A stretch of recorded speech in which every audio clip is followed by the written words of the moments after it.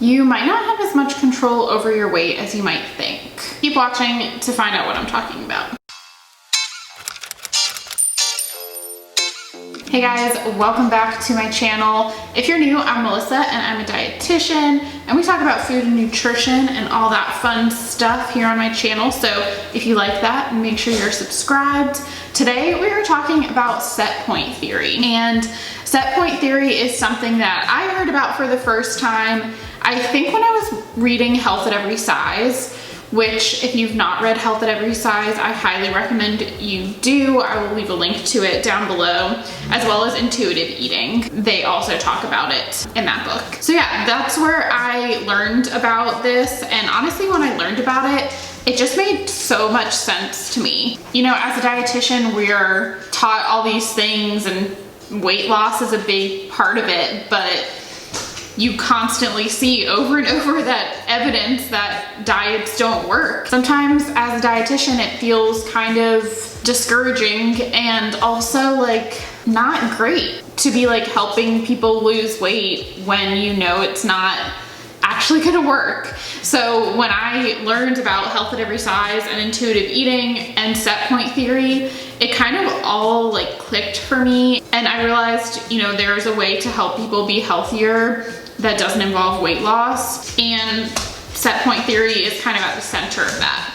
So anyways, that was kind of a little ramble down memory lane, but let's get into what set point theory is. So set point theory is the theory that your body has a weight that it is healthiest at, and that is genetically determined. So we all have a different set point. There's all of these, you know, BMI and ideal weight, and essentially it's saying that is not relevant, because just because one person's set point is different from another person's set point doesn't mean one of those people is healthy and one of those people isn't. That is just where your body is happiest, and that is where your weight tends to sit. If you are listening to your body, being active, feeding your body foods that nourish it, etc. And your set point tends to be about a 5 to 15 pound range up or down. So basically your body can easily fluctuate up or down 5 to 15 pounds based on, you know, your habits, etc. But once you get to the edges of those ranges, your body is going to work really hard to keep itself in that ideal kind of range. So that is the basis of this theory. So you might be thinking, then how do people lose and gain weight? So just because your body has that set point is not to say you can't get outside of it. It just means your body's gonna work harder to stay inside of it. So for example, if you are someone who has done a lot of diets, then you might know that, you know, you might be losing weight pretty good, and then you kind of just hit a wall, and it's really hard to get past that, whatever that weight is. And for a lot of people, this happens like every time they go on a diet. They're losing until they reach this certain point, and then it's just so hard to push past that point. And likely that's kind of the edge of your set point. And that's not to say that you can't push past that point, but it's a lot harder because your body is going to start to slow down your metabolism. It's going to start sending you more hunger signals. It's basically gonna try to get you to stay in that set point. And likely in order to get out of it, you are probably going to have to use some methods of weight loss that might not be sustainable. So restricting calories or over-exercising or cutting out food groups. Pretty much the things that you would do in any fad diet, you know? Any diet that is fine for a couple weeks, and then you just feel so restricted on it that you can't do it anymore. So once you use those methods that aren't sustainable to get out of your set points, and then you stop the diet, likely you're going to gain the weight back to go back into your set point. And similarly, when you get to the top end of your set point, your body is going to try to stay within the set point as well. You know, a lot of people feel like if they have no food rules, if they actually eat intuitively, that they're just going to keep eating and keep gaining weight. And that's not the case. Your body is going to do what it can to keep you in your set point range. So, you know, once you reach the top end of that, your metabolism is going to speed up. Your hunger hormones are going to change. Maybe your body is sending you less hunger signals, so you're less hungry than you were at a lower weight. And again, that's not to say you can't get outside of that. And oftentimes getting outside on the top end is going to mean that in some way you're not really listening to your body. So that could mean you're doing a lot of emotional eating, a lot of eating when you're not hungry. And this can sometimes happen like when you are just starting intuitive eating and you're truly letting yourself eat whatever you want. Sorry, the dogs are playing. This can a lot of times happen when you just start intuitive eating and you're giving yourself like total free reign. And sometimes you can eat when you're not hungry, and you can eat emotionally, and you can overeat things that have previously been restricted. But as you talk to a lot of people who are now intuitive eaters, you know, you go through that phase, and then guess what? Your body sheds that weight once you start like truly listening to it, and it goes back to your set point.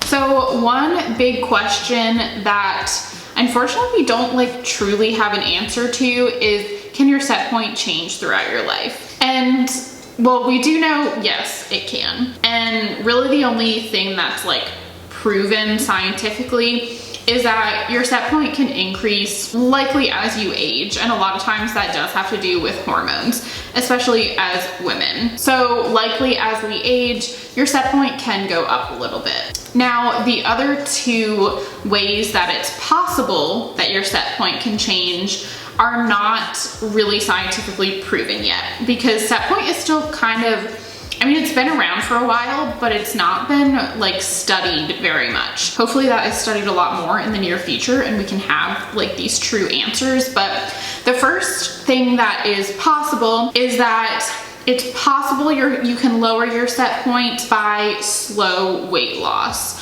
So by more like lifestyle changes, small sustainable changes, rather than rapid weight loss, unsustainable changes, fad diets, etc. So again, it's possible. The other possibility is that your set point could go up the more yo-yo dieting you do. So if you are a chronic dieter, think about, you know, these cycles. You are one weight, you do this fad diet, and you lose a bunch of weight, and then you feel too restricted, so you stop doing that diet. And a lot of times you will gain back more weight than you lost. And so each time you start that diet, you're starting at a higher weight. So it is possible that by, you know, putting your body in starvation mode so often that you are increasing your set point because your body thinks it's going to go into starvation mode at any minute again. Like I said, these aren't scientifically proven. I tend to think that yo-yo dieting can increase your set point just from what I have seen being a dietitian. But again, hopefully we have that scientific proof sometime in the near future.